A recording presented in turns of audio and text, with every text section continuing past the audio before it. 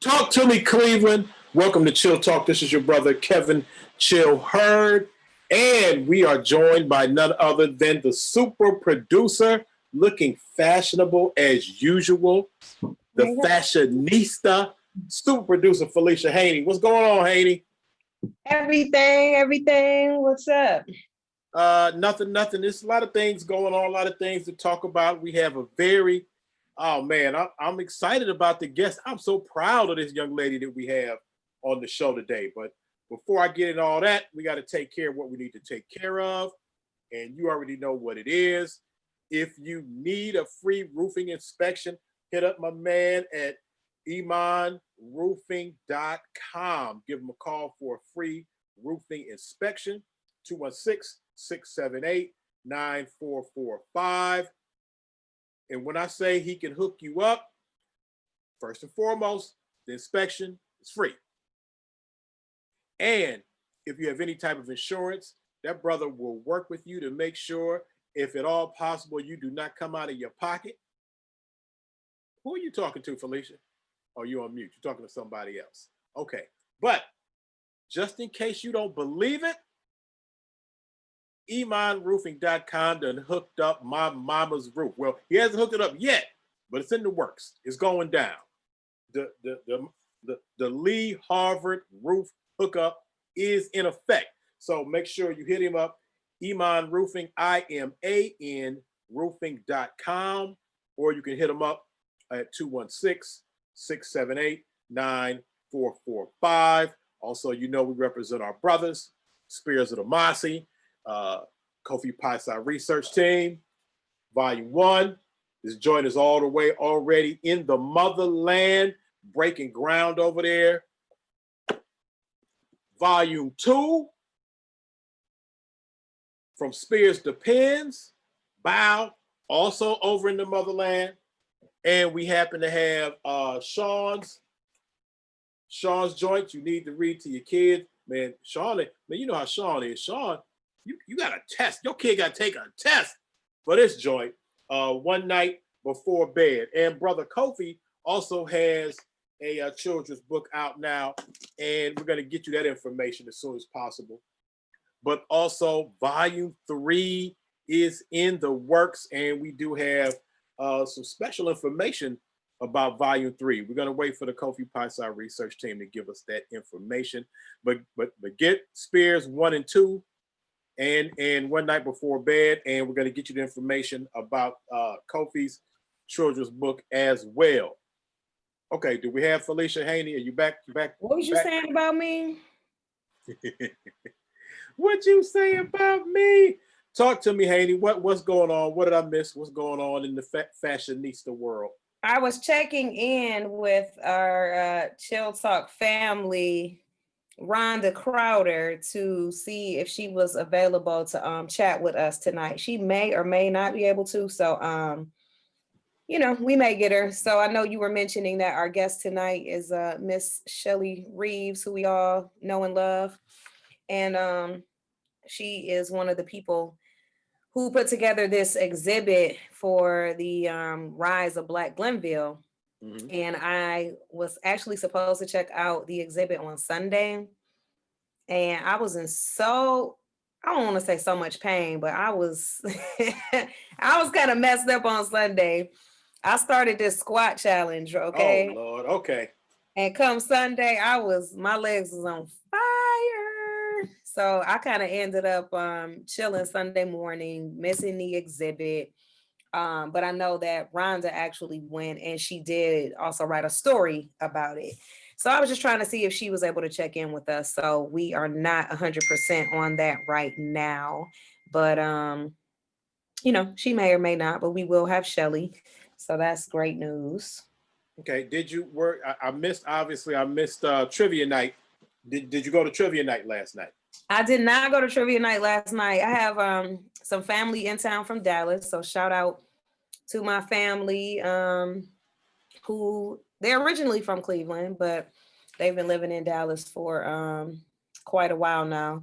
And they were in town. So I hung out with them at my granddad's house and, just kind of did the family thing. So I didn't make it. Okay, cool. Well, you know what? We a couple of things I also want to talk about before we're joined with Shelly, and that'll be in a minute.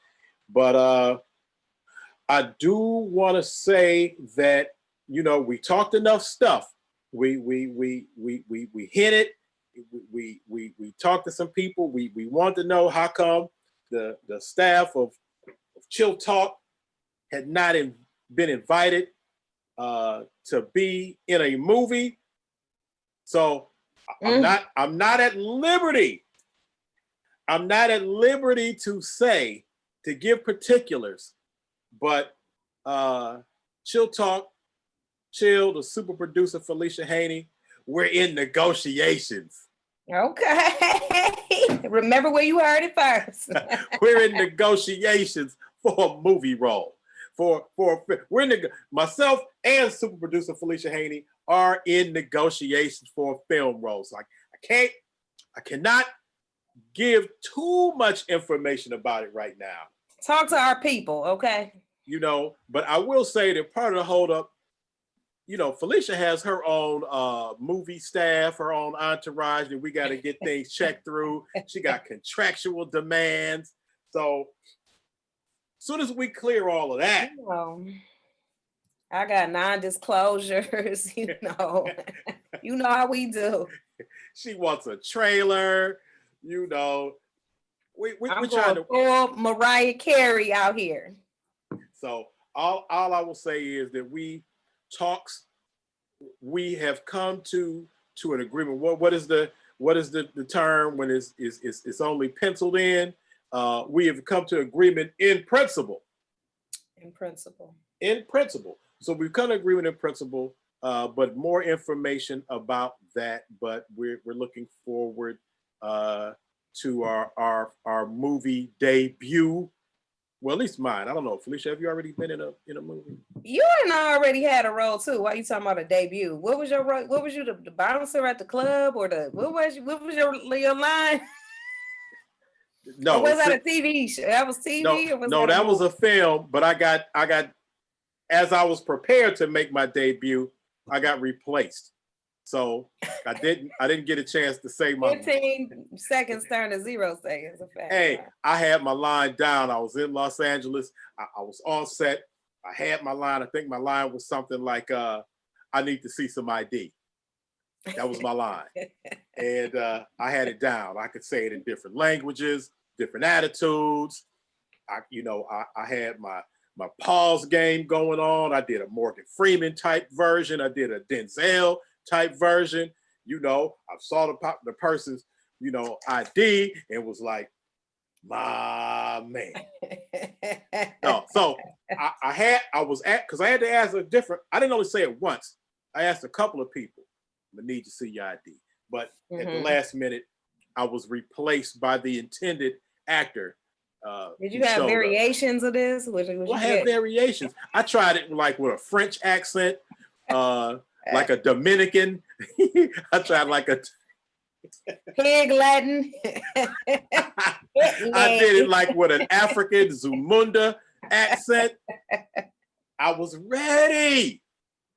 But nice. So wait, before we get too far off the topic of exhibits and my family that's in town from Dallas, I just want to let you know that I did sign you up to do a tour. What? Are you available tomorrow? What? We need a tour. Okay. Is this for the free? This will be discussed off air. We're not talking financials on here. Who is the tour for? My family that's in town from Dallas. It's only like 3 of them. Okay. All right. We'll hook it up. We'll hook it up. All right. We'll get something done. We might get you a sandwich or something. Pay you in sandwiches. All right. I'll take the sandwich. What's going on to my brother Mark Batson, who has joined us again? For the people that are joining us in the chat, make sure you share it if you can. So yeah, but just we'll give you more information about our movie debut. But Felicia, no, were you in a movie? I know you produced a film. Were you? I produced a film. I don't think I was ever in a movie. I was in a couple videos, and I was in a. I shot a. You were in the funeral home commercial. I was in the funeral home commercial, and I was also in something we shot over the summer. I don't know if you remember, we had the couple on who does the home improvement. Right. And they were talking about getting picked up. So I did I had an appearance in there, and that I don't know if you want to call it a pilot or whatever they shot for that. I had an appearance there too. Okay. Yeah, no, I had another role in a Kevin Taylor joint that I also served as associate producer, but that was so slim. Like, I'm not even calling that. You couldn't really see me. I'm not calling that one. I also want to say what's up. If you're in the chat, you see we've been joined by my BFF LaDosha Wright. It's her birthday today. Oh wow! Hey. So many great people I know whose birthday is today. My grandmother, Connie Harper. Connie Harper. And there was someone else who I just saw. I was on I think I was on social media earlier and saw it was their birthday. Somebody else I knew today, another lady. I don't know. But I did not know it was LaDosha's birthday. So happy birthday, LaDosha. Shout out to you. I think LaDosha thought we were playing. She said, y'all silly, a funeral home commercial. No, Felicia was really in the funeral home commercial. No, I really was. She was, no, we're not joking. She was actually. It really was a funeral home commercial. Didn't really go over well, which is why you probably don't know too much about it. It aired. Were you the lady that? It was two versions of the commercial. Okay. And Rhonda was in one and I was in the other. And I don't think the people took to him too well, so they quit running. Is that the one where you were trying to jump in the casket? No, that was at my cousin Bobby's. No. That was at the actual. That was at the actual funeral. No, so I used to be, or I guess I still am. It was never really dissolved, but on the advisory board for Boyd's Funeral Home. Right. And they decided to put together a commercial. And so they asked us to be a part of it, and we did. And it was interesting. Hey, the commercial got mad hits though. I mean, it had gigantic hits. Don't know why it didn't, why they didn't dig it, but it had lots of hits. Yeah. Even on our page. I mean, just even on the ChillTalk page, it had lots. Probably the most hits that we've probably had for that. Yeah, but that funeral commercial was banging. So I don't know. But anyway, we're about to make our official speaking role debut soon as we come to agreement. Now, I've been getting my voice together. I got my hot apple cider. Yeah, and I think they expect us to show up to set like next week, not this weekend, but week after, coming soon. Are they sending a car? What I said, that's in my rider. In your rider. Okay, I told you guys we have to work this out with Felicia, so we're looking forward to that. Now, the other week, didn't you say that we can look forward to? Do we have some? Is it the heads up on another ChillTalk movie screening? You said we possibly had coming up. I did. I forgot about that. Oh, did we miss this movie screening? No. Actually, it might be. So we were supposed to be doing one this weekend. And I think that was in collaboration with G Cuff. And I think that Donna Dabbs, who's been on our show a billion times, you guys all know and love Donna her. Dabbs. I think she decided to back away from it because it was just maybe too much at this time, trying to get a lot of things together in a short period of time. Because also we're helping out our good brother, Dr. Adam Banks, who we've talked about numerous times and has yet to make an appearance on the show. We got to get him on here. He is hosting an event around The Social Dilemma. I think that's what it's called. It's a Netflix film. I'm sure some of you have probably already seen it because it is on Netflix. I have not yet seen it, but I've heard about it. So he's hosting a social, like a watch party and a dialogue about that this Saturday at Umbar Cafe on Larchmere. So that was coming up, and so trying to do them kind of like back to back and squeeze it in right before the election, it just got to be a lot. So I think that she is rescheduling and try to do it at a later time. So let me just say that it's not as soon as maybe I thought it would be, but it's not off the table. So may still have an opportunity for you guys to do that. But if you are interested in checking out, I think there'll be a Skype version. If you're not friends with Adam Banks on Facebook, go on there. He's got in Twitter, he usually has like a pretty cool feed. He's always talking about good stuff. But he's got the information there on his page where you can actually Skype in. He has a link, and then I think there's a certain amount of people he's actually letting into the venue as well to talk about it. So that should be interesting. Yeah, have you seen it yet, Chill? I have not, but I'm going to have to check it out. My good brother Adam Banks, a good member of Kappa Alpha Psi fraternity Incorporated, but he's a good dude and a very intelligent brother. So and opinionated. So it's sure to be some good information that Adam is expressing. Oh, I do want to tell you, because I see that my mother has joined us in the chat. Hey, Mama Chill. I hooked her up, Felicia, the other day. She now is on, and she knows how to do a Zoom. She went to a Zoom birthday party. Cool. And she won. During the Zoom birthday party, they played bingo. Okay. And she won. She went from, I'm not going to that party, I don't know how to do, I can't mess around with this Zoom. I don't know about a Zoom. And so I went over her house. I gave her like a quick Zoom lesson, and I was supposed to get back, but just from the one lesson, she was like, I thought the party was Saturday. She said, no, the party's like right now. I'm like, oh wow. Snap. You want me to come over there? She's like, no, I'm on the party. I got my background. I got my lighting. I don't play bingo at the party and won a cookbook. So she in the chat now. Oh, so we about to be coming over Mama Jill's for dinner. You heard of my... What's she cooking up? Felicia, you already know you got us kicked out of my mama house. We had our first and only Chill Talk quarantine show at my mama's house, and you got us booted up out of there. So I think we done with that one. We have to come back, Mama Chill. You got to invite us back. Okay.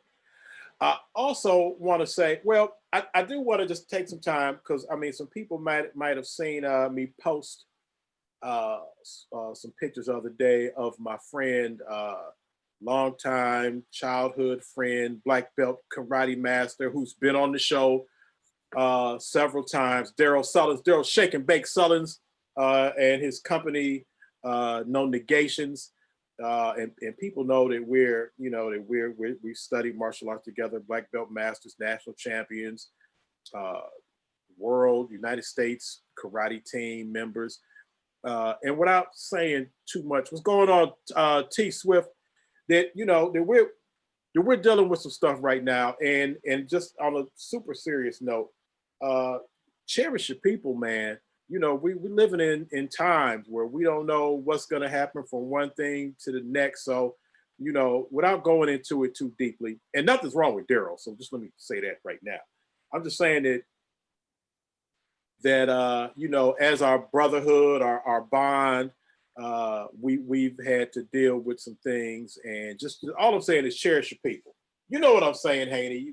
Live your life, live in love, and stay in contact with your people. So absolutely. I'm gonna.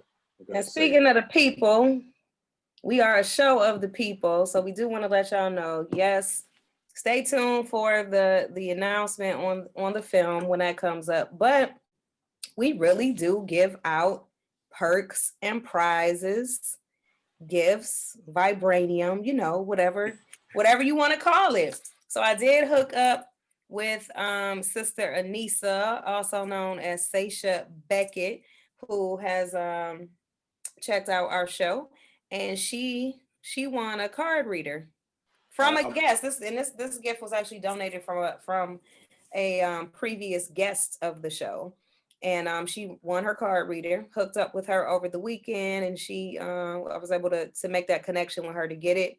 I'm still riding around with Shelli Shockley's G Cuff backpack in the back of my car.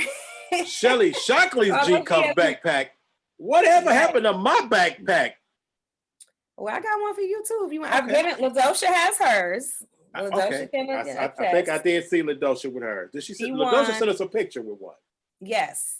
But I do have one for Shelli that's been in my back seat for like ages. And I definitely got to get that to her. So Shelli, have not forgotten about you. We just got to connect. And we have not yet connected. So. And I also did manage to get the Dana Dane shirt to its intended winner. Our exclusive Dana Dane with Fame shirt. As a matter of fact, Felicia, did you get the other Dana Dane shirt too? Did you find out who was? Yep, gave it out on a party bus. We did the party bus for my sister, and I had trivia questions along the way. So whenever people would, whoever would get the right answer for the trivia question would win a prize. And Heather Richardson, or Heather Rich.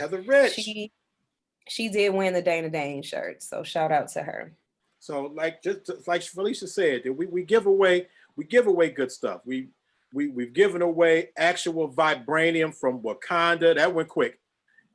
We gave away posters from Black Panther, which are probably now collector's items. So big ups to the people who have that. The PayPal card reader. We've had drive-in movie theater hookups, exclusive films that you get to see in your own home. So we give stuff away. So you need to watch the show to see what's happening.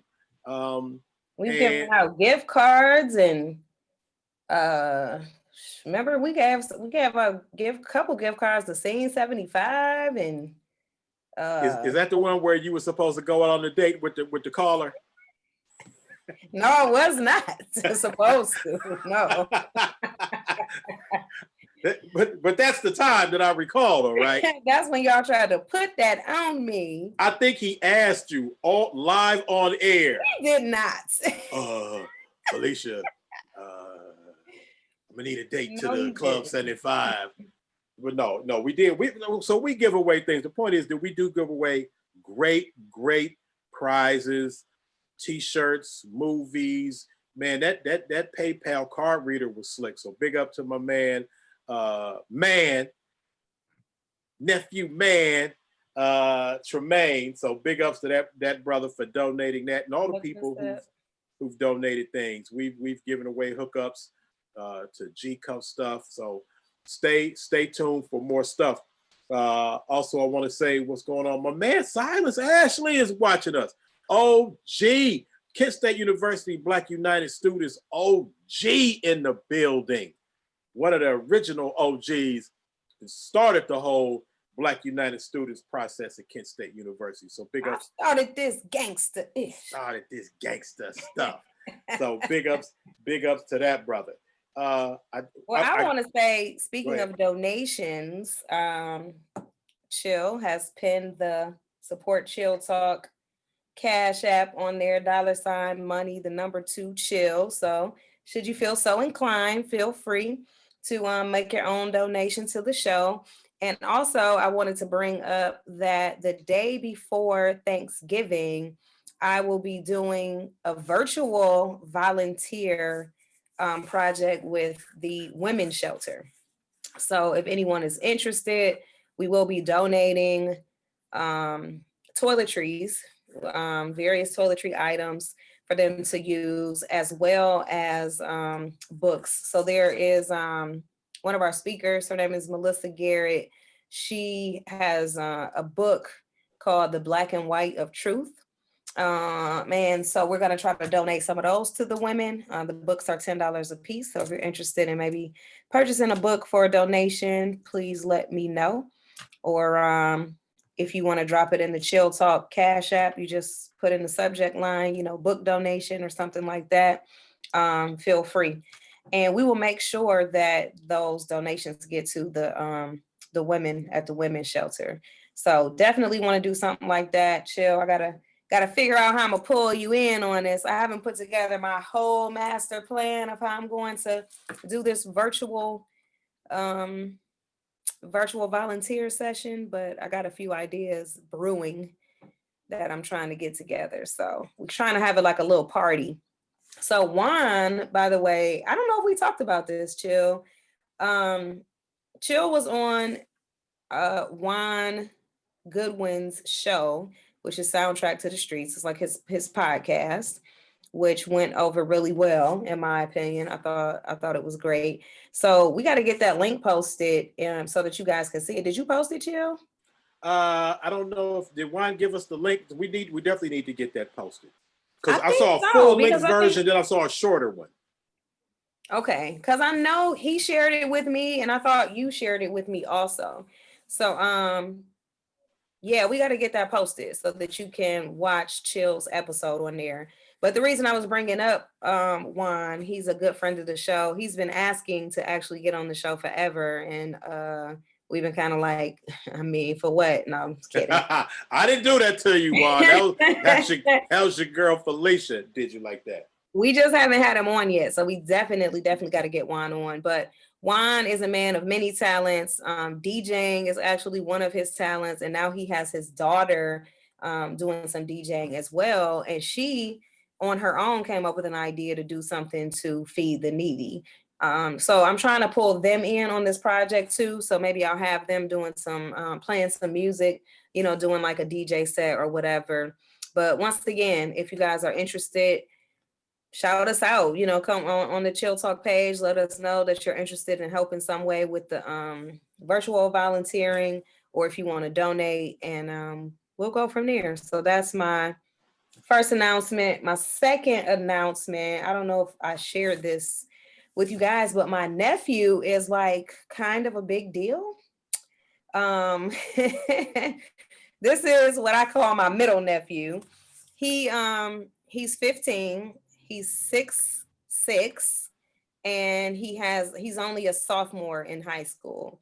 So last year he played for Brush, did really well in the playoffs, and then they ended up getting defeated by, that was a whole other story, by some snitch team, but whatever. A snitch team.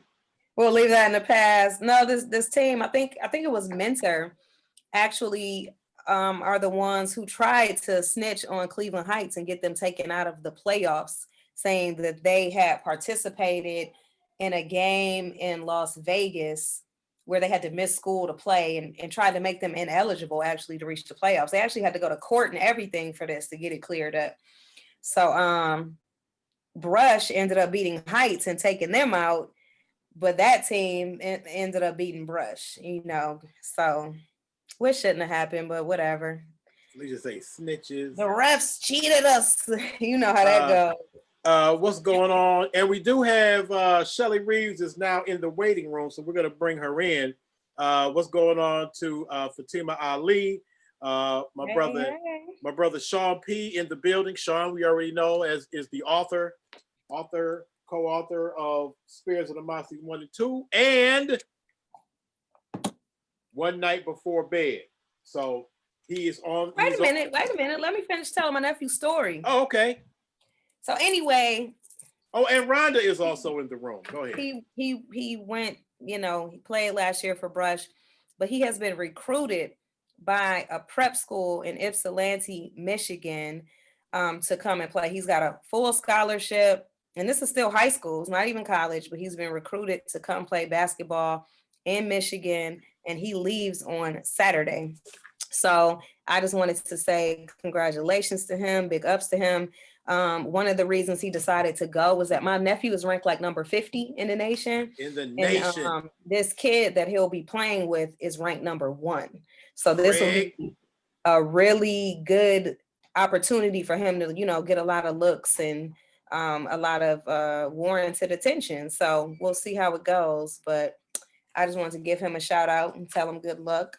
We might get somebody in the NBA in the family. I'm just saying, somebody gonna be sitting in the floor seats. Hey, I want a triple referee. Hey, but no, big ups to you. Out. That's right. Big ups to your nephew. That is exciting news, man. I remember, man, your nieces and nephews, Felicia, they have grown up so doggone fast. I remember all of them. Remember, he was like a little kid. He used to come to work with me. I would like babysit him and bring him to the Calling Post, and he play on my computer. And now he's like, he's doing his thing and on his way. He's a big deal. So big ups to that brother. What's going on to my man Alfred Lewis Joyner Jr., better known to us as Louie Lou. And he's in Lebanon, Tennessee right now as well. So what's going on, Louie Lou? I ain't heard a name like that. Hey. You say Louie Lou, it make you want to start doing this. Hey, let me tell you, Louie Lou could rap, break dance, beatbox, and sing all at the same time. Like Louie Lou, you almost have to. Like, how could you have a name like Louie Lou and not know how to do all of the above? It's just Louie Lou was like a quadruple threat. Oh, Louie Lou.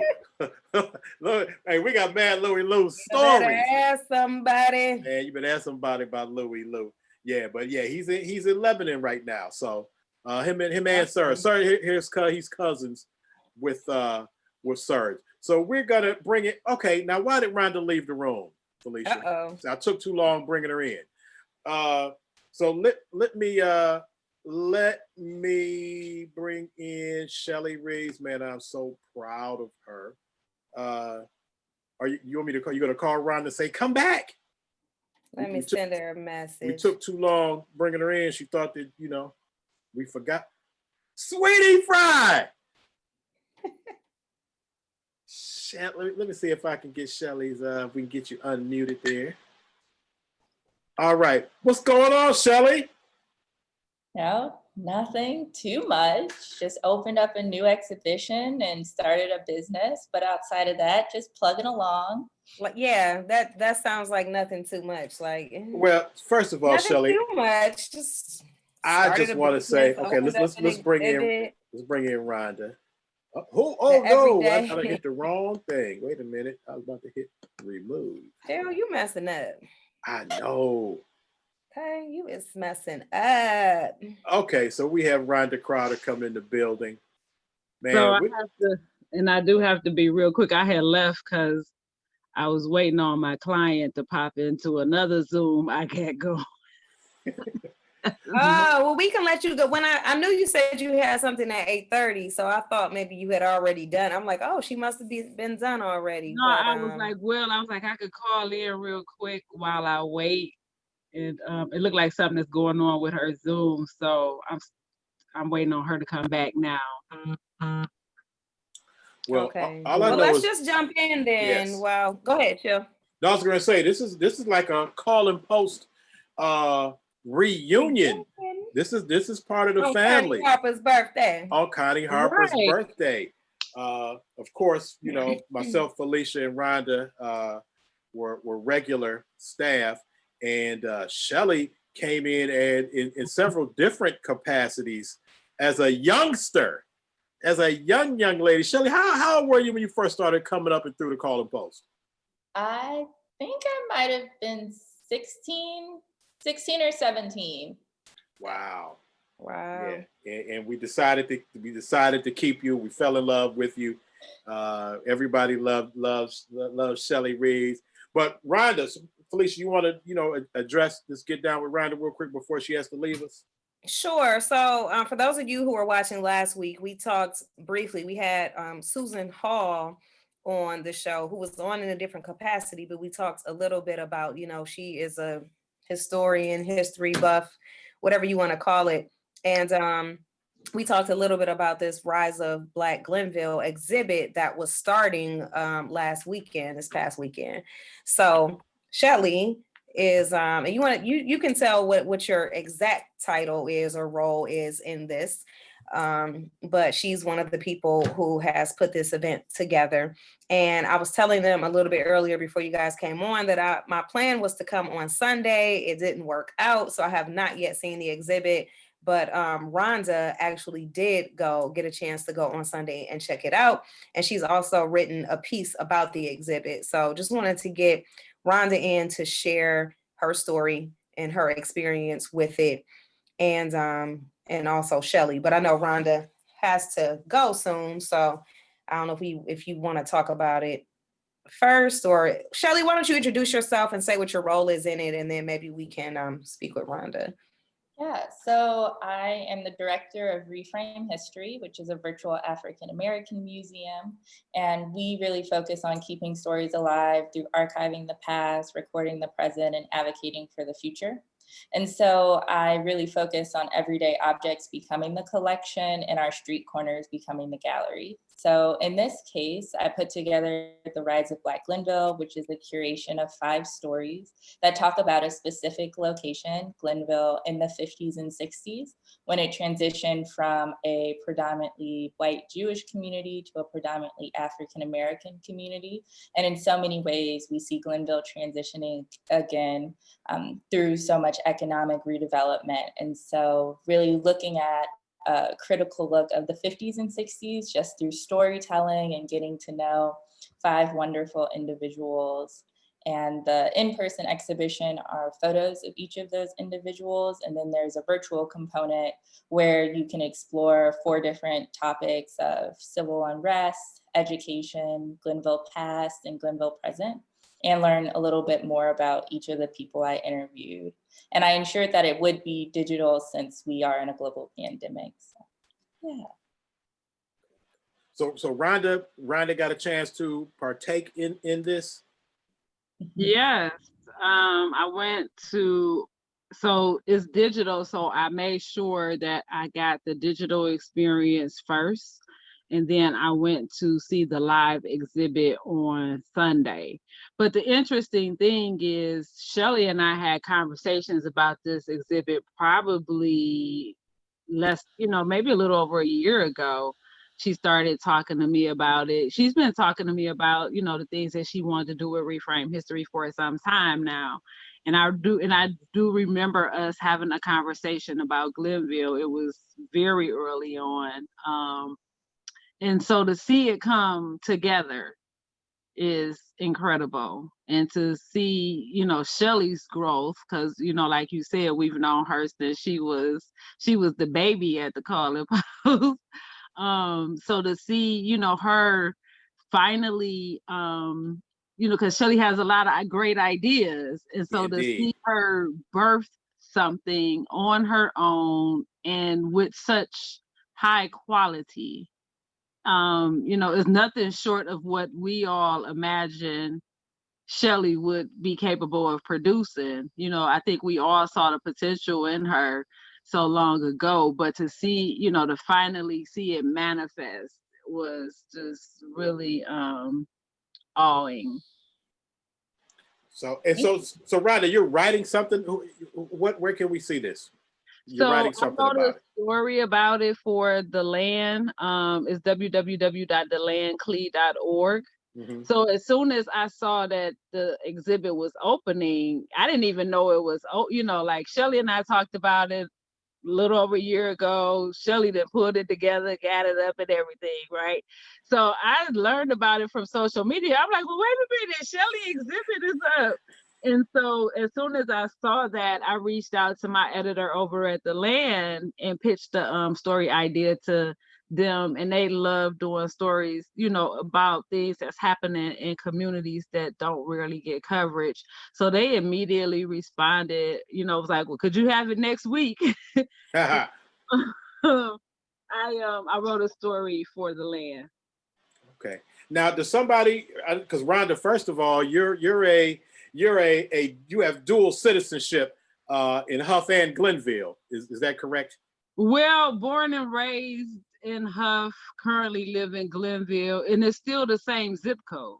Mm-hmm. So even though I'm in Glenville, it's still the same zip code that I lived in Huff. So Okay. yes, I am a hybrid of both communities. So can somebody please give our audience kind of an understanding?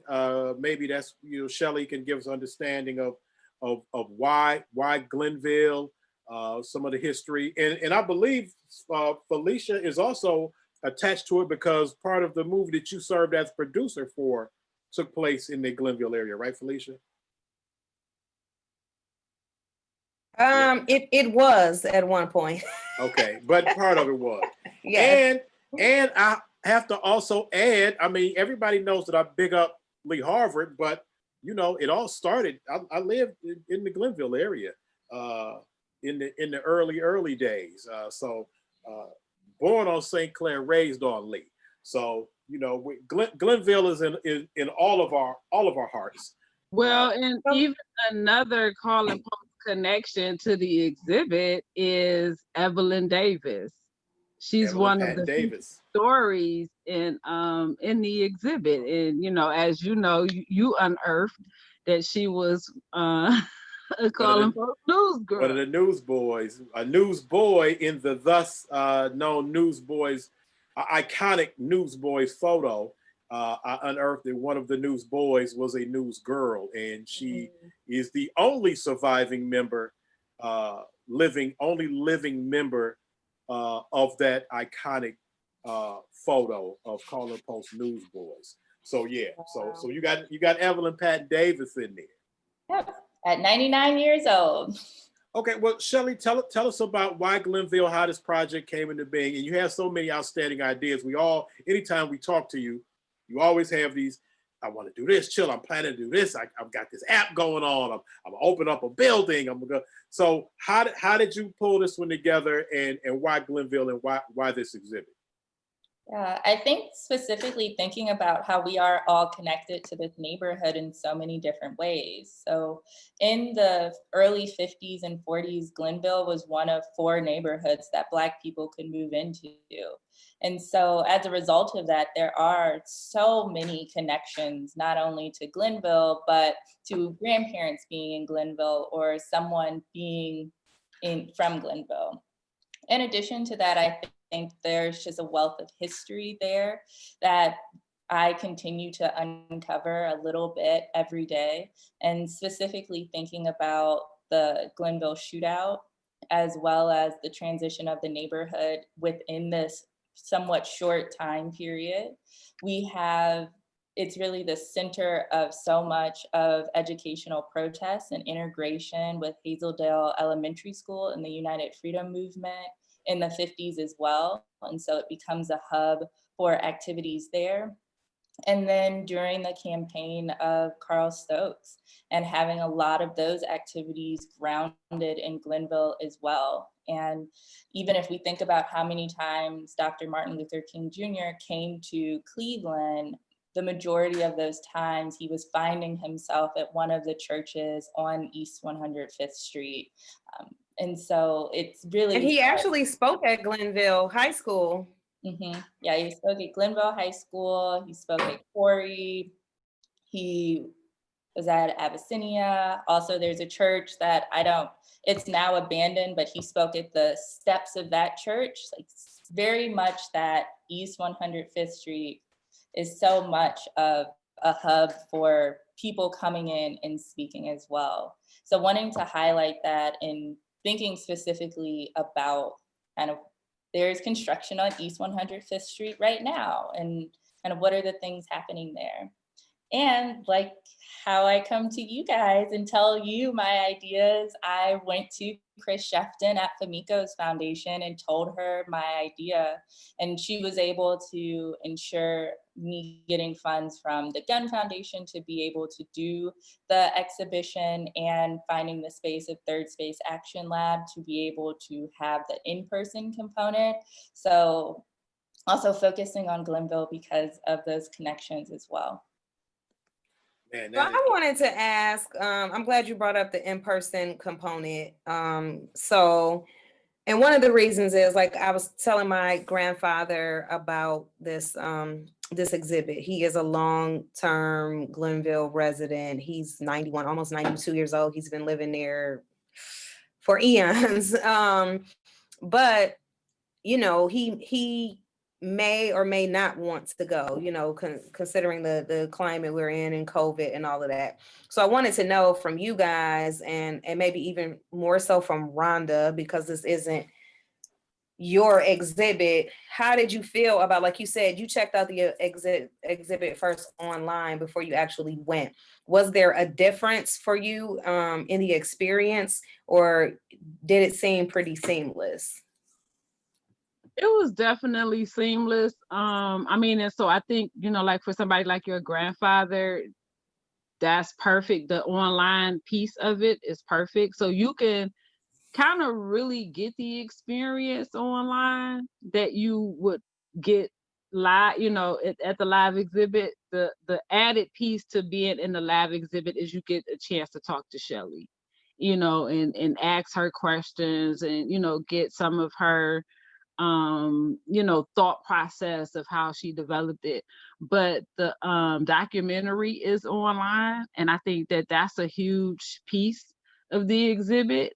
And because in person the documentary is playing, but you get moves, you can consume it in a more personal way by watching it online. So I mean, I would encourage you to share it with your grandfather, because it's probably going to bring back some memories for him.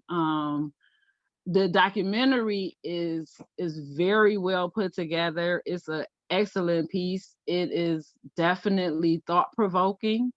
For me, I've never seen Glenville look like that before. Glenville has always been pretty much what you see now over the course of my lifetime. So I saw Glenville in a way that I never saw it before. But for somebody like your grandfather, he's going to remember, when Glenville looked like that. And I ensured that everything was online, especially because a lot of the people I interviewed and the participants, they can't go to the physical space because of COVID. And so ensuring that they could still consume all of the information and know exactly how I use their stories, because I don't want there to be any separation or question about that. And that was a really big pivot. Originally, the exhibition was scheduled to open April 10th in person with a different type of video and a different series of didactics and panels to explore. But once we did have to stay at home, I took some time and pivoted and created the online version and wrote shorter essays that really explored these different topics, and also created a documentary where you really sat down and consumed it, rather than having something that was going to be playing in the background, which was the original intent of that. In addition to that, I also plan to have some type of interactive activity in the space when it was in person, and now online, you can share your Glenville story. And so there is at the bottom of the website a place that says share your story, and you can either submit something written or a video or an audio, and that's a living document. So it will continue to manifest on the Glenville Present webpage so that it becomes a little bit more collaborative as we move forward. and I wanted to add, for some of the people who are not from Cleveland that are watching, Glenville area, as far as Black life in the city of Cleveland, is a historic area for Black people. As we just said, that not only was it often the place where Dr. Martin Luther King came to often, but it's also the place where Malcolm X, I believe, first gave his ballot or the bullet speech at Corey Methodist, which, by the way, if somebody saw my I'm So Cleveland bars that I did, I talked about Corey Methodist. They might not have made the connection. But anyhow, yeah, Malcolm X, Dr. King, the Glenville, she called it the shooting. Some people call it a riot. Some people call it an uprising. But it was part of the national landscape of civil unrest that was going on in Black neighborhoods all across the country. And certainly it took place in Cleveland as well, in that Glenville area. And Shelli, so I wanted to ask you, now I know you mentioned the Glenville shootings, risings, up riots. How much is that covered in what you have there? Yeah, so a lot of what I've covered really is setting the scene of what Glenville looked like in the 50s. So the trees, they touch each other at the top of the roads, and kind of really painting the picture of what was this neighborhood. And I do that by using archival images and family photos from the participants. And then after going through painting that picture, we moved towards what did the education system look like? Why were schools becoming so overcrowded? What were some of the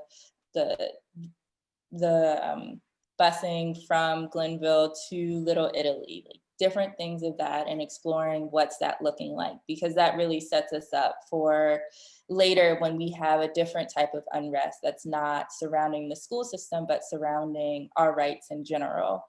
And then talking about the Glenville shootout from the perspective of the people I interviewed. And so depending on their memories of that day, that's kind of how I explored that. So for instance, Don Freeman, he was walking home and he kind of ran into the Glenville shootout, right? And you have like Evelyn Davis, who what she did was have her cars pointing towards the street, a little bit of water in the water hose just in case something caught on fire, and she's ready to leave at any moment. And so no one like went into this moment in the same way that I had read, or the same way that I explored in other documentaries. And I wanted to ensure that that wasn't the crux of the documentary, because there are so many stories and there continue to be so many stories, and it isn't this one moment that so often defines Glenville and defines Cleveland in '68. Just like thinking about the Huff riots, and it's like when so many people think of Huff, they think of this one moment, but there's a series of stories, right? And they're all beautiful and different. And a lot of them isn't about this one moment, it's about a series of moments.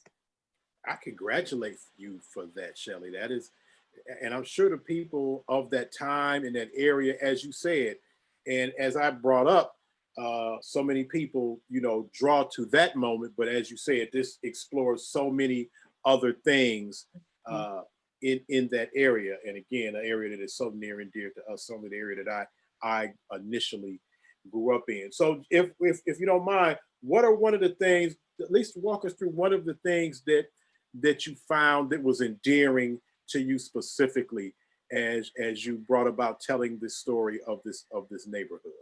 Yeah, well, I think it's kind of humorous because the story that sticks out to me is a story of childhood and a story of exploration of riding a bike. It's not necessarily tied to Glenville per se, but like tied to the human experience of what it means to grow up in any age. So Cynthia Evans, she got a brand new bike and it was blue.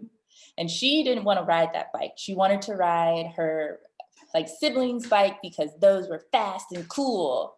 And so she's like, fine, I'll ride this bike. She didn't really know how to ride a bike at all. So she gets on it and then she starts pedaling and she realized she has the fastest bike in the neighborhood. So she is flying down the street.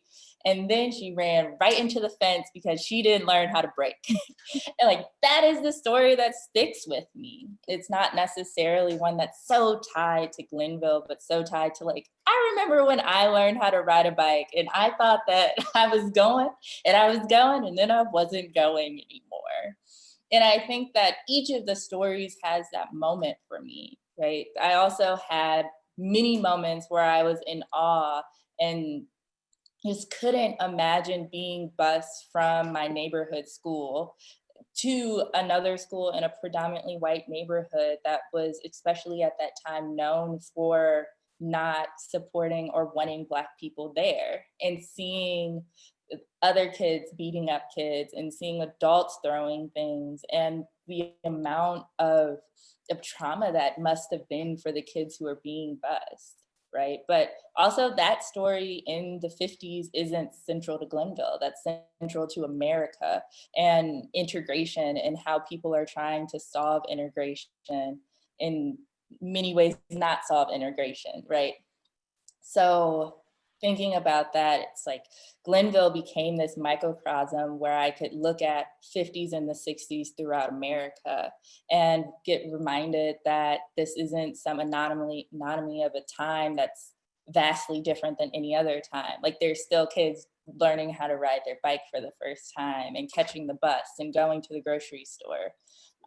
And there's things that I knew too going into it. Like, Glenville had essentially became a self-sufficient Black neighborhood. Many of the stores on East 105th Street, which was the second largest commercial area outside of downtown, by the end of the 60s, they were owned by majority Black people. You didn't have to go too far to go to the movies or to go to the grocery store, the corner store. So really everything necessary is right there.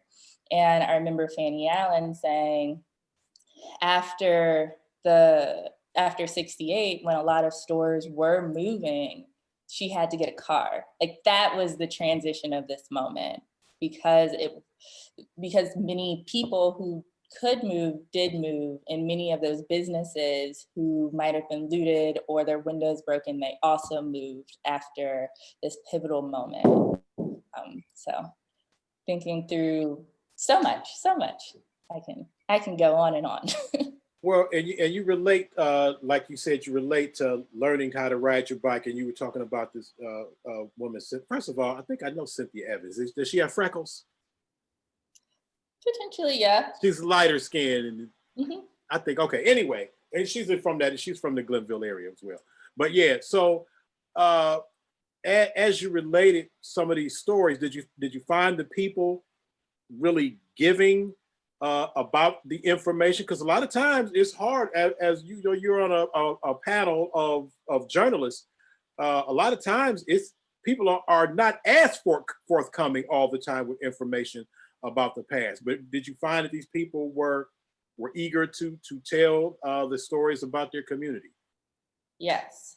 And I think that is a larger thing that I focus on through Reframe, the virtual African American Museum, is talking with people and interviewing them in a very conversational way, and then saying, what I'm doing is highlighting your story. Like, I do not commentate in any of the documentary. I do not insert myself. In the essays, I did write those, but outside of that, it's really saying, I'm going to interweave your stories with other community member stories, and this is what I'm sharing. And the reason that I'm sharing our stories is because of how important they are. And for so long, many of our stories have been deemed unimportant. And sometimes, that's talking at one moment and saying, okay, you're ready to share, that's great. And sometimes it's talking many, many times before sitting down and doing the long form interview, and already knowing in so many ways what the story is, and sitting and asking the questions, and often in their living room.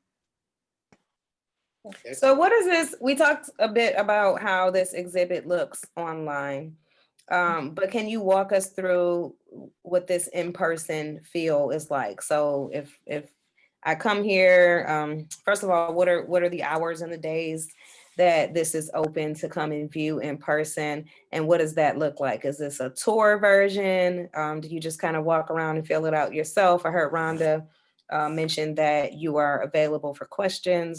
Just kind of walk us through it. Yeah, so really it's by appointment only now. So we did have the open hours over the weekend, but now looking at the weekends moving forward, with the election, as well as with the Halloween, then the election, we were already getting pretty far out. So what we decided to do is just do by appointment. And I'm happy to facilitate and schedule with different people. Well, and Rhonda, are you still on here with us, Rhonda? I'm here. Now we all, I'm sure I can speak for all three of us that we all looked at Shelli as a mentee as she progressed into adulthood, because you couldn't help to address her ideas, because she was going to bring ideas to you. Right. And ask, what connections did you have? Did you have some phone numbers? Do you have some contacts? Who can she call? What ideas do you have? What do you think? Talk a little bit about Shelli's drive to get these things done, and this in particular. Well, the thing that probably sticks out to me the most, let's see. So Shelli and I had lunch together shortly after she started working at Idea Stream. And she was telling me about her idea for Reframe, and she talked about the app, and she talked about wanting to do this documentary on Glenville. And so, my first, and she asked me, did I know people who she could talk to from Glenville?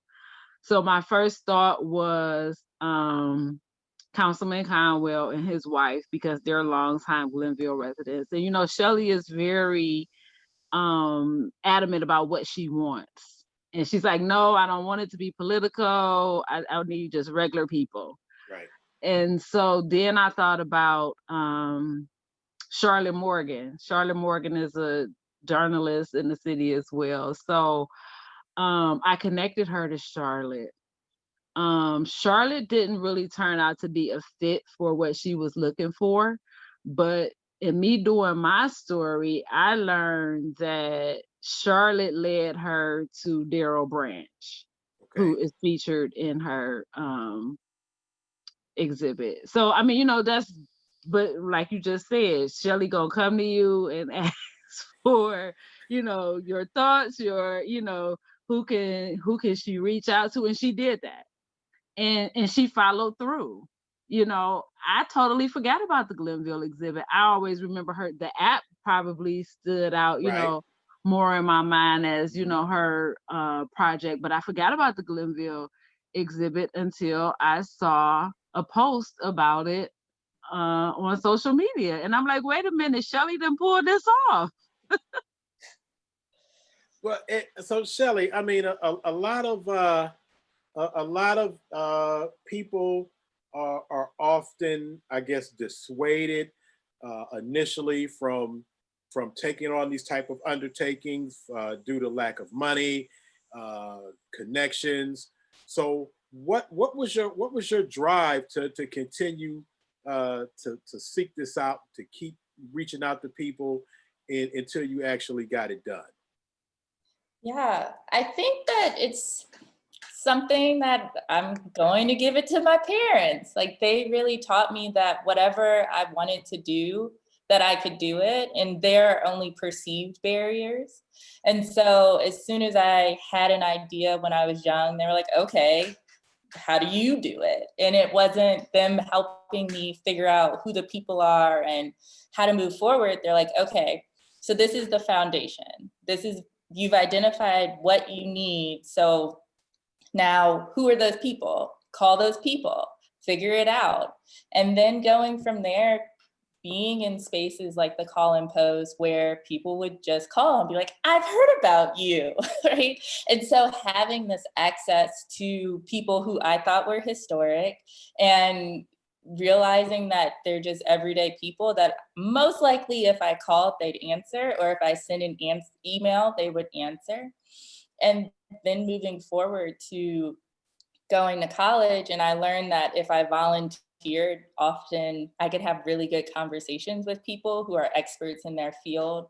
And I started volunteering at CMA in my 10th grade year of high school. So I already had that ingrained. And I went to the Smithsonian American Museum and went to the front desk and said, I would like to volunteer at the National Museum of African American History and Culture. Sorry about that, the NAMAC. And they gave me a number, And just so happened that that number was the director of education. And I picked up the phone and I said, "Hi, I'm Shelli, and I would like to be the director of this museum someday. Can I come volunteer for you?" And she was like, "The audacity of this one, come along," right?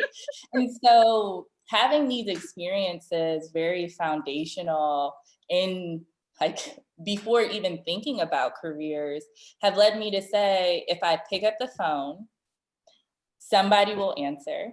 And if they don't have the answer, they'll give me to someone else.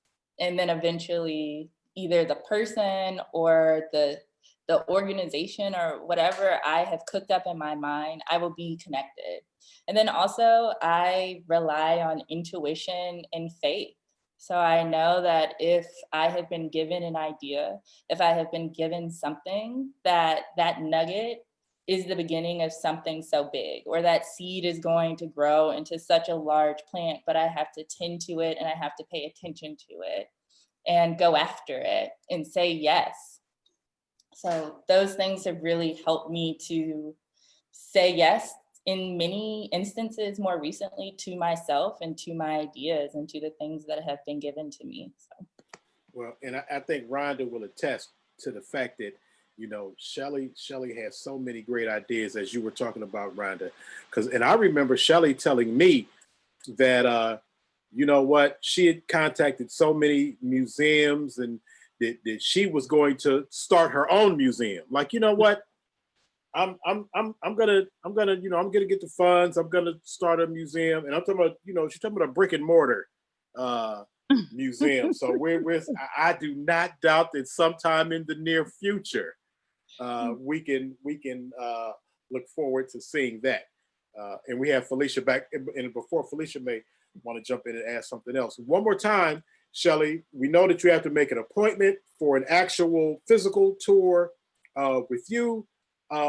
One, can you give us that information, how people get that done? And two, how do they go about, again, taking the virtual tour? Yes, so the virtual version is blackglenville.com. Again, that's blackglenville.com, and that's where you can explore the virtual exhibition. And then the in-person exhibition, you can email me at shelli.reeves@reframehistory.org. So that's SHELLI.REEV as in Victor, ES @reframehistory.org, or contact me on social media, which is Shelli_Reeves on Instagram, and then Reframe History on Instagram as well. And you can also contact Third Space Action Lab through their Instagram as well, which is Third Space Action Lab CLE. Okay, excellent. I was glad that you added in the I, that you spell Shelli with an I. Yep. And so, and like you said, you volunteered at the CMA, the Cleveland Museum of Art, and we spend many a day at the museum talking about things that you had, and I miss you when I go there, but I still see you on the little video things that they put up of people in the museum. I'm like, there's Shelli. But again, my God, so proud of you and the things that you're doing. But I really wanted some people to know the process of one, birthing an idea and carrying it through. So I'm glad you kind of walked us through a little bit of that process from when it was just something born in your mind and the process of you actually bringing it into fruition. Okay, I see Felicia is back. Did you have something else to jump in there with? I was here the whole time. I was just eating some tuna fish. This wasn't a DoorDash. This wasn't a DoorDash delivery again this time. Not this time. Mom's made some tuna. So, and I want people to know that you know, Shelli, you know, for people that follow her on social media, she has a, you know, when you talk about people having a zest for life, that is Shelli Reeves. You see her all over the planet. She's like, where in the world is Carmen Sandiego? I don't, and you know, and all I know is she's traveling the world with like 15 cents in her pocket. Like, I don't even know how she, you know, you see her on a camel, doing jumping jacks in front of the Eiffel Tower. You know, Shelli Reeves makes life happen. The world, Craig. The world, Craig. Where did this whole citizen of the world that you had an opportunity to visit different cultures and places and all of these things that you do? Where talk a little bit about that part of your makeup. Yeah, so I went to Shaker Heights High School. I went to Shaker for all of my K through 12 education, but specifically in high school, I was in band. I played bassoon. And as a result of that, for marching band, I played the cymbals. Sometimes I took attendance, like all types of odd jobs. That's a job, playing the cymbal? Oh yeah. So one year I held the clarinet. I don't think I know anybody that's played the bassoon. Let me just... A bassoon. Yeah. I played the bassoon. Okay, go ahead. I'm thinking about going back to it. I miss it. But so one season I carried the clarinet because I did not know how to play the clarinet. So literally carried it in one of my hands. The second year they said, Shelli, you can't do that. So I played the cymbals. So here I am, like, it was a great time. Couldn't stand drumline though, because it's just so much noise. And I was like, I'm used to this bassoon, like it's so different. And then the following year, I was like, I'm done with this. What new thing are you going to give me? And then my senior year, I literally took attendance, and that's what I did every morning. But one of the things is being in band, they took a band trip every 3 years at that point. So I got to go to Italy, Austria, and Germany playing cymbals. And it just opened my eyes to so much. Because in that moment, I started learning about people and language and culture, and not from a book. And I got it, right? It was such a different experience. And that 10th grade year of high school, which I recently posted about, I took AP US history, and that was not my jam. Like, I very much was torn because I did not see any representation of African American people, and that was very difficult for me. But then I learned about people of the world, and I learned about it not from a textbook or not from a tool that often doesn't tell the whole story. And I talked to people. It was difficult, but I did it, and I learned so much more than I could have in a classroom. And that's what invigorated my need and desire to travel the world and to meet people and to learn and to see and to witness and observe so much.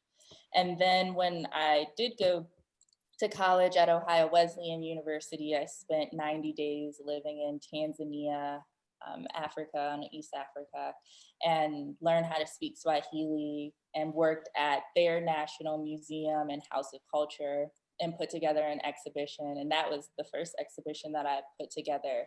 And so having that experience of overcoming, once again, perceived barriers to put an exhibition together that was in 2 different languages, that tied culture to objects.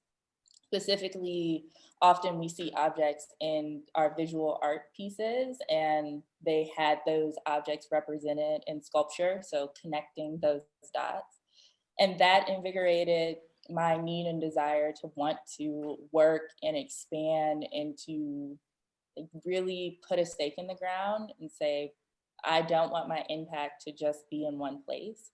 And so with Reframe History, I'm focused on the impact of African American people worldwide and internationally, because so often we have impacted so much, and we have impacted many things beyond the borders of the United States. So thinking about that in the work that I'm doing.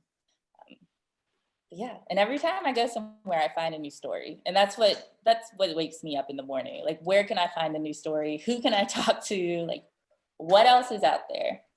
That is incredible. I'd like to take time out real quick just to give a shout out to the people who have joined us. What's going on to my man? I already said Mark Batson. He's here. He said it's a great show, and he said he grew up right on the East Cleveland, Glenville border.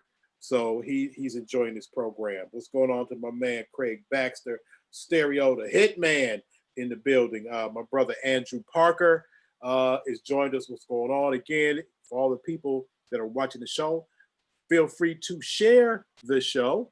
And and my man Terry Chambers. Terry, dude, I hope I'm going to give you a call tomorrow, Terry, just to check on you, see how you doing, King.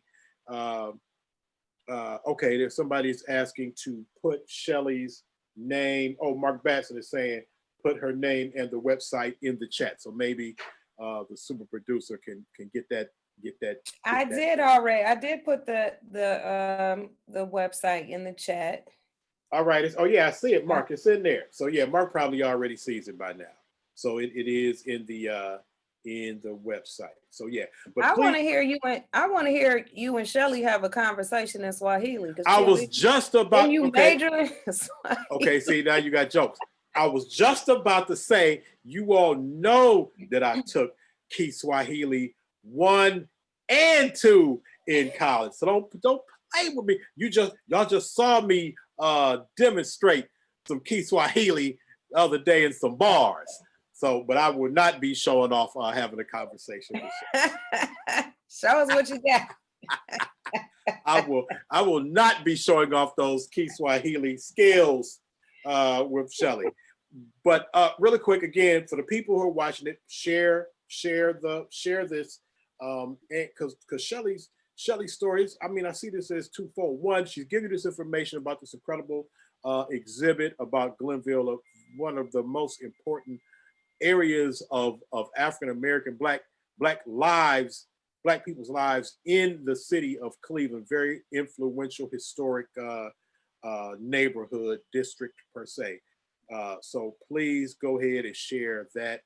Also, if you want to donate, you see it, the Cash App in the chat. So yeah, Mark Batson is shouting out Kent State University, Department of Pan-African Studies. I don't know if he took Dr. Temu or Mama Temu for Kiswahili. He wasn't in my class.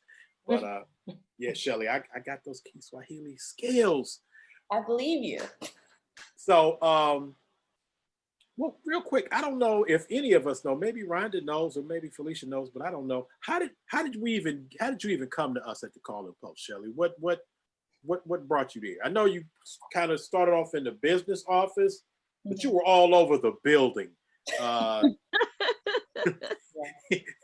Coming to talk to everybody at everyone's desk, introducing yourself. That's how you work the house.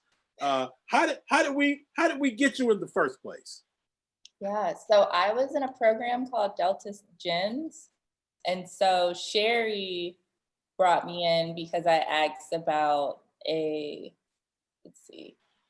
think when you guys really got to know me was during my senior project in high school. So I needed a senior project, wanted to learn more about what the Call and Post was doing. And that's how I started working, first answering phone calls and talking to people.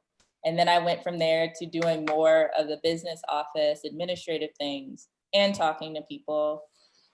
And then my first news story that I wrote was about the Cleveland Orchestra, and there was an opera that I went to. So then that's when I kind of started writing and continued doing that for a few years. I remember the opera. What was the opera? I think I do recall that story. Honestly, remember? I do not remember the opera. I remember there was a Black lead, which I thought was very surprising. And then in addition to there being a Black lead, I, in the article, did a comparison to Black communities with what they were talking about in the opera that I don't remember the name of. Okay, I do recall that. I think you want to. I think you came to us say, "Hey, I want to cover this opera." I'm like, "What? Okay, all righty." But yeah, and I think we all have Shirley Schaefer for it. Yeah, no, this was gonna be her and Felicia were gonna be roommates. Shelli Shockley is in the building. What's going on, Shelli Hey, Shockley? Shelly, we were talking about you a little earlier and how I'm still riding around with your Chill Talk gift you won from us in my car. It's been in the back of my car for forever now. So Shelli said she saw the website. She said it was nice, Shelli Reeves. So Shelli Shockley, also part of the Call and Post family, former editor. When I got there, Shelli was an editor at the Call and Post. So we got this all Call and Post day in the building. But my God, please, everybody go to the website, go see this. If you are so fortunate to get Shelli Reeves out in person. So when you say you do it, people have to give you a call.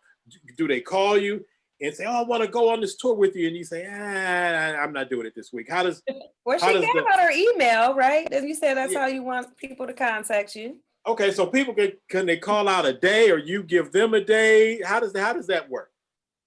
Yeah, so I work with Third Space to identify a date and a time, just kind of depending on availability. Okay. Well, you need to pencil me in because I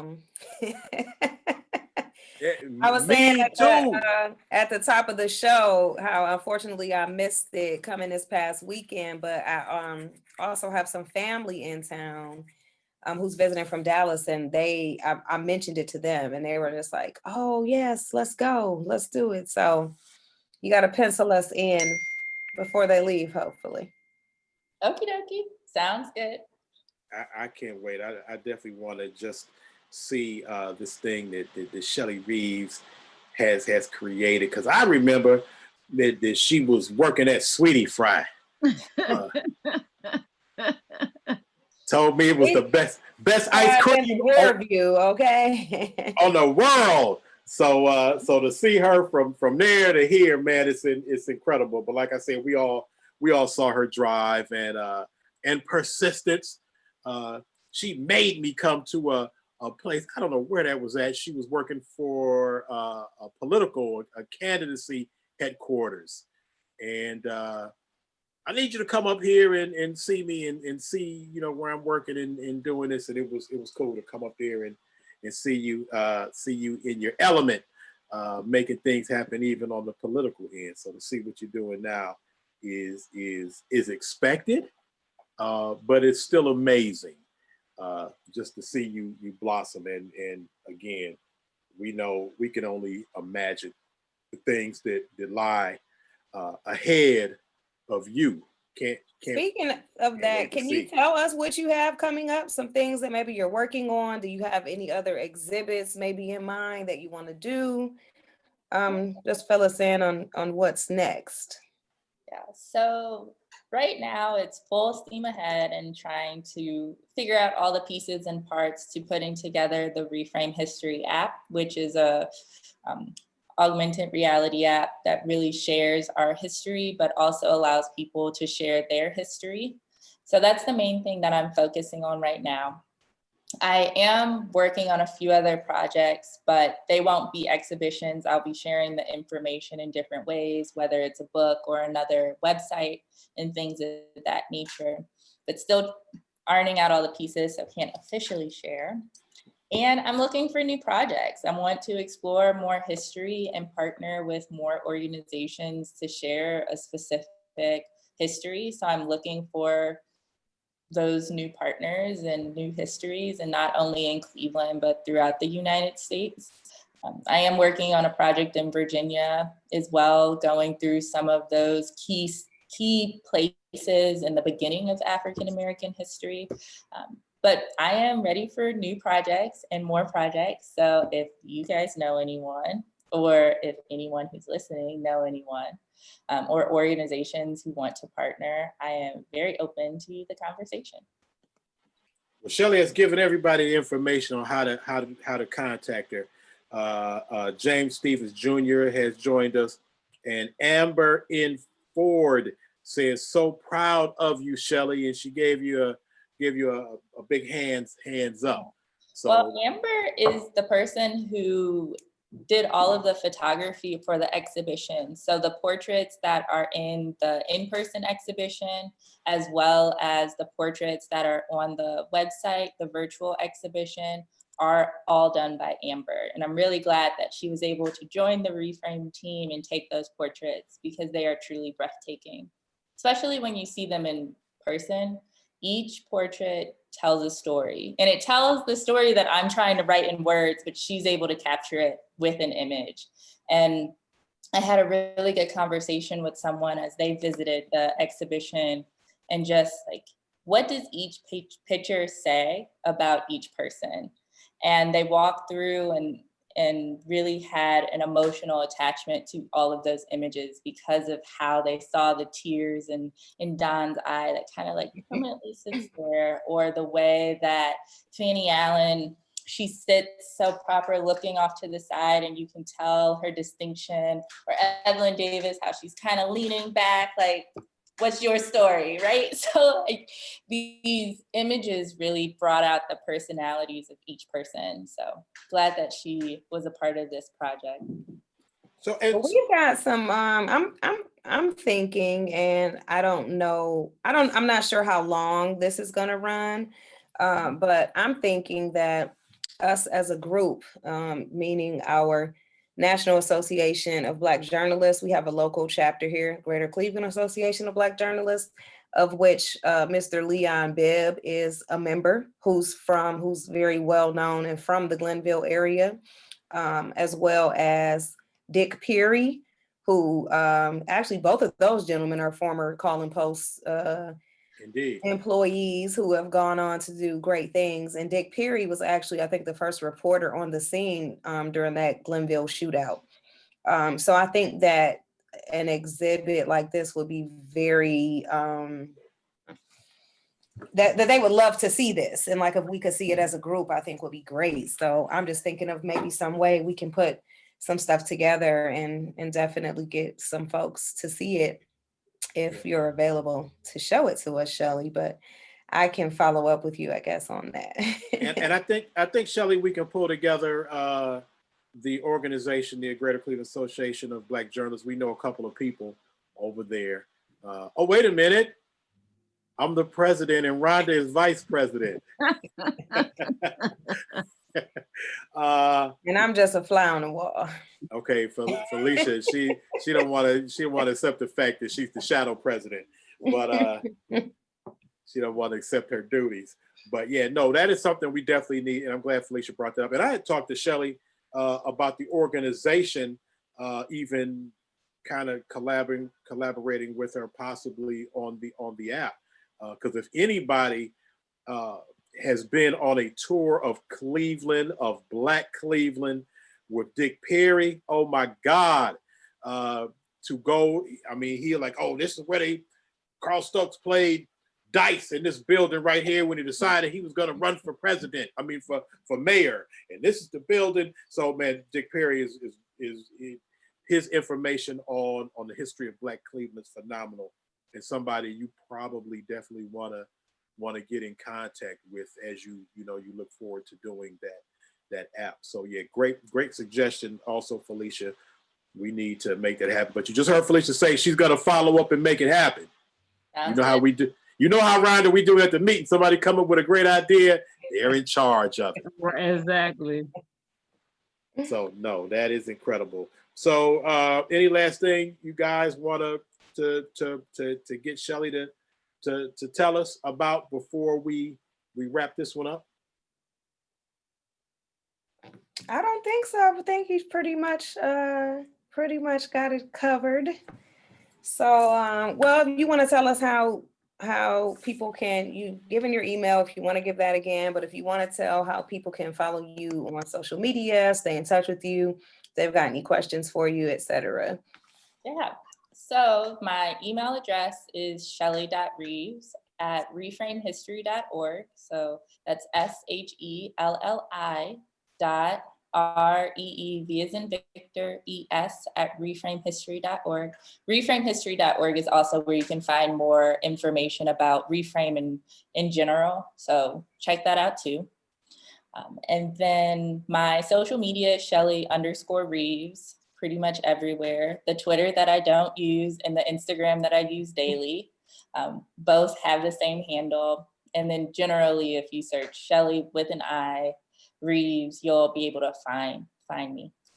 Okay, you know what? And I skipped over something, Shelli. I did want to ask you, as you talked about Amber, really quick, who else is involved in putting this together? Who else needs recognition, needs to get a shout out? So we have quite the team, especially for this exhibition that was very design heavy.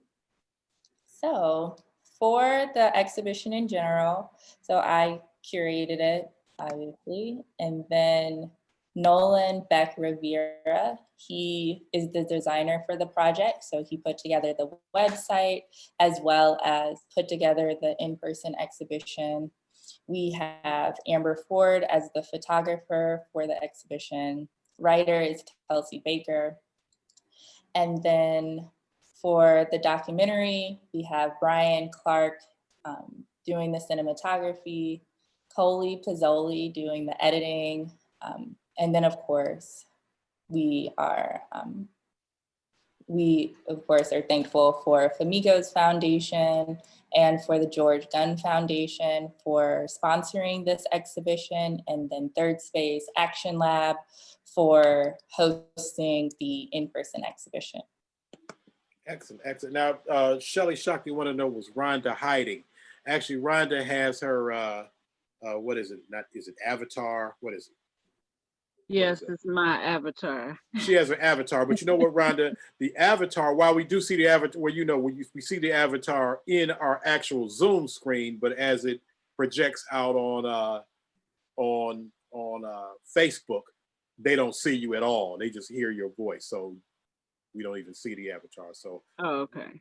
We don't know why Rhonda is hiding. So Shelli, yeah, she's I'm hiding. in my pajamas. Okay, now, is there a time limit on this exhibit? Does it end at a specific time? I know that they need to contact you to come and see it, but how long is that available? So the initial exhibition will be up for 45 days from the day it opens. So I think we're getting close to 30 days now. And then it is up to Third Space if they would like to extend that time. And then the website, it will be available for a year, but we will stop marketing it at the same time that we're not marketing the in-person exhibition. But people can still check it out. Okay. Awesome. Before we go, I neglected to say that last week we had, for anybody that tuned in to the Textured Tales hosted, I was the moderator, but it was put on by LaDosha Wright and the reference design team, and all that is LaDosha Wright products. It was an excellent. We'll talk about that some more on another occasion, but it's still up on the YouTube channel. Please go and see the Textured Tales YouTube event. It was phenomenal. Oh, Shelli said she saw it. It was great. Shelli Shockley wants to know, what is the address for Third Space? Do you have that? It's 1484 East 105th Street. All right, Shelli. It's actually the old medical building.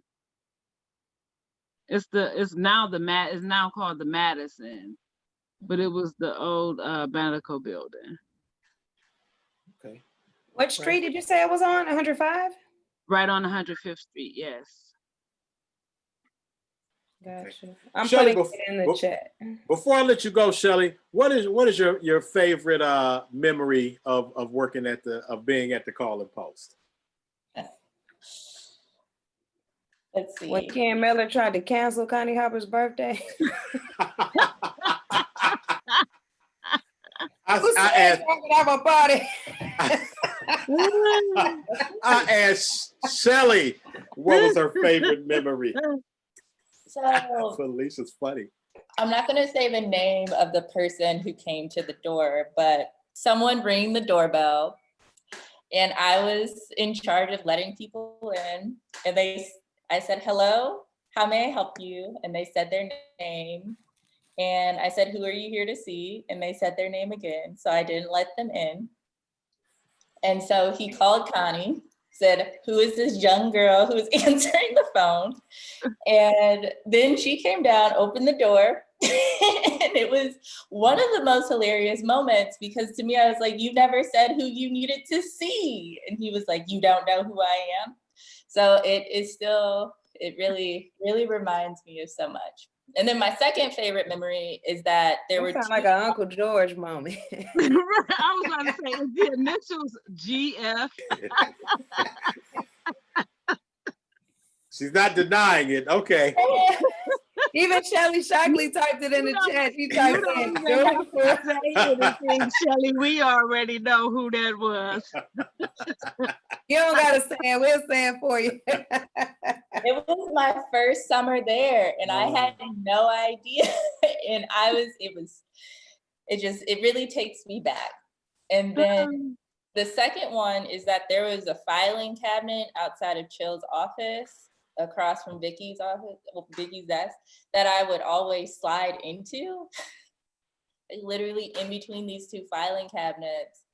And one day, I think I came back to visit, and I had ate too many French fries and ice cream cones, and I squeezed in there, and then I started talking, and I was trying to wiggle out. That was the last day that I tried to wiggle in. And then, okay, I have one third one, which is definitely, I wish this one had come to my mind first, because it's quality compared to me making a mistake, me getting stuck in filing cabinet. Just to let you know, Shelli, I always remember you right outside of my office sliding in. But what was the purpose of that? I never knew.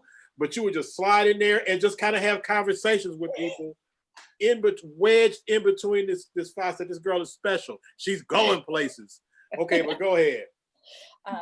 And then also, when I wasn't talking to you all, because I don't know, I guess you were busy, I would go back to the filing cabinets that were on the other side of the building, on the second floor, where there was no air conditioning or heat, where the archives were. And I would sit and go through images and find letters to the editor and so many gems.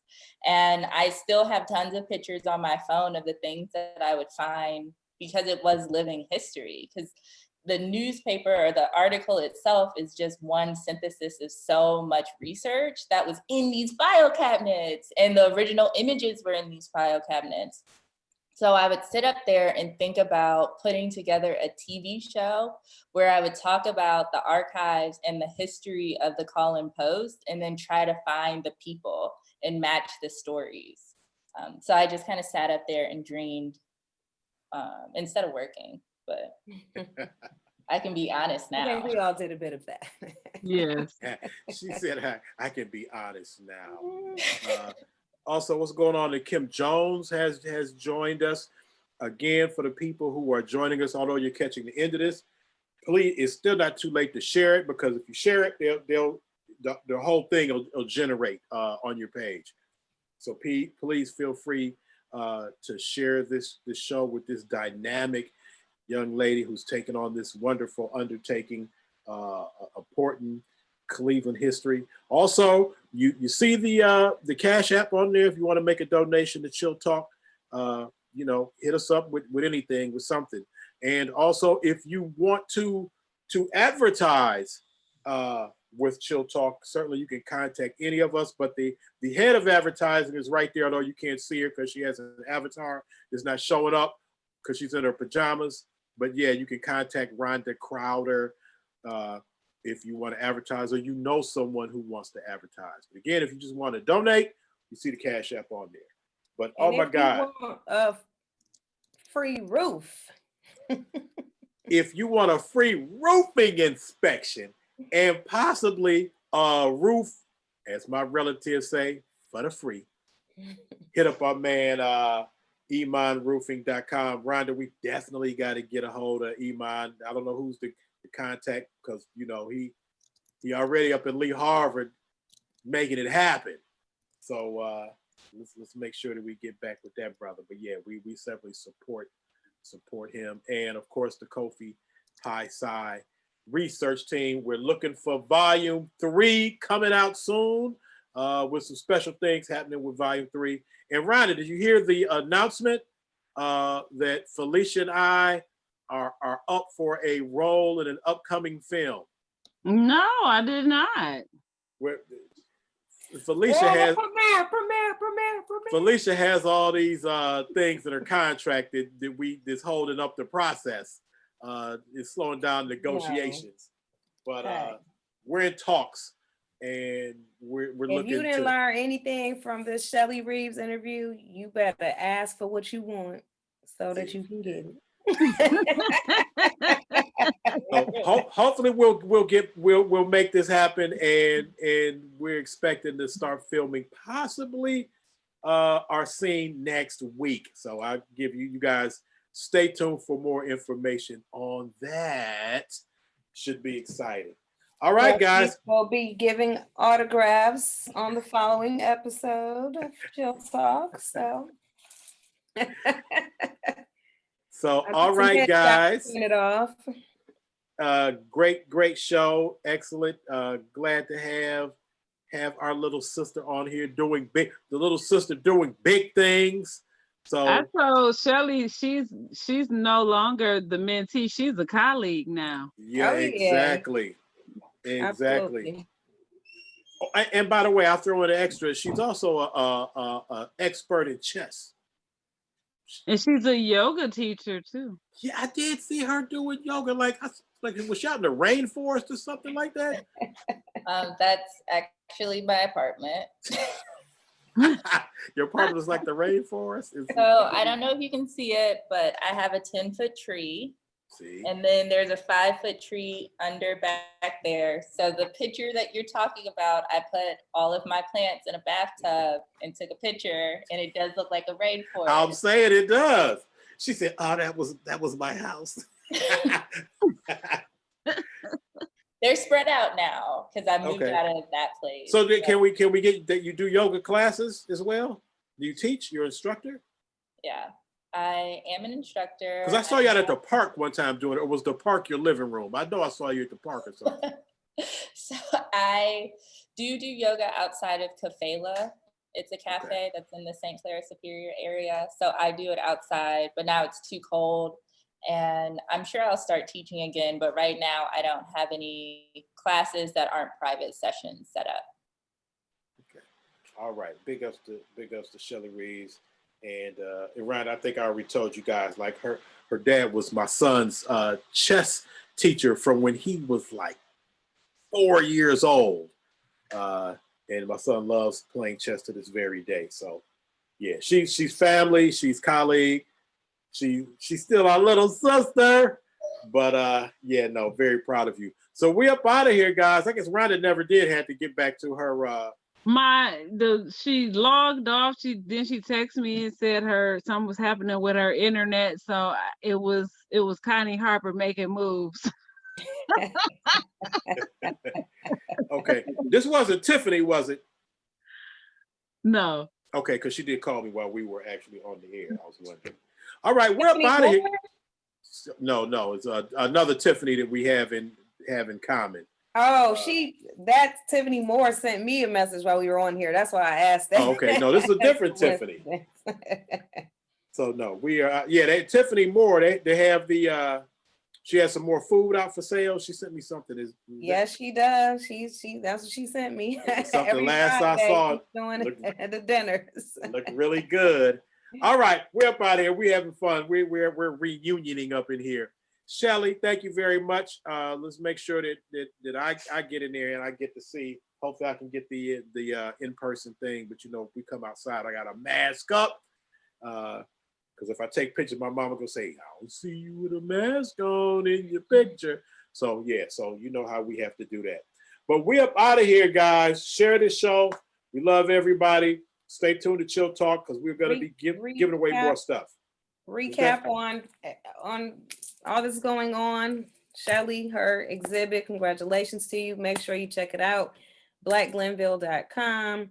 or you can email her. Information is in the chat to come and see it in person. Also, there is an event at Umbar this weekend with Dr. Adam Banks on the, what is it called again? Social media, The Dilemma, Social Dilemma from Oh. Netflix. They'll be watching that and also discussing it at Umbar this Saturday. So make sure you guys check that out. What else did we talk about, Chill? Felicia, make sure you remind me about that. The social dilemma is really good. I have seen that, and I would love to. And Adam is my neighbor. Right, he is. So yeah, make sure you text me and remind me about that. I will let you know. I won't be there, unfortunately. I'm going to try to Zoom in. I was saying on the show earlier, my nephew is going away to a new high school in Michigan, and we'll be taking him there on Saturday. So I won't be physically there, but I will remind you. And they do have a Zoom link where you can Zoom in, which is also on his Facebook page, Adam Banks's Facebook page, if you want to check that out. What else did we talk about? It was something else our upcoming movie role. Our upcoming movie role. Stay tuned for that.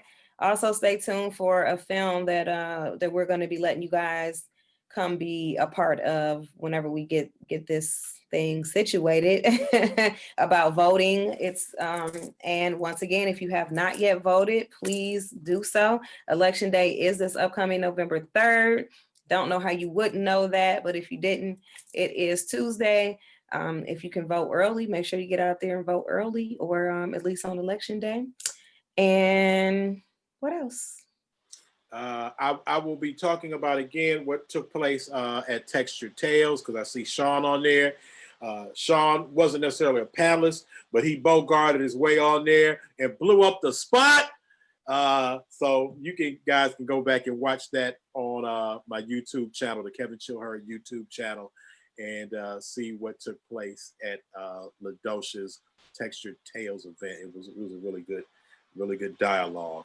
But I think that's it, Felicia. And I will be doing a virtual volunteer session with the women's shelter here in downtown Cleveland. So if anyone is willing to make any donations, please feel free to do so.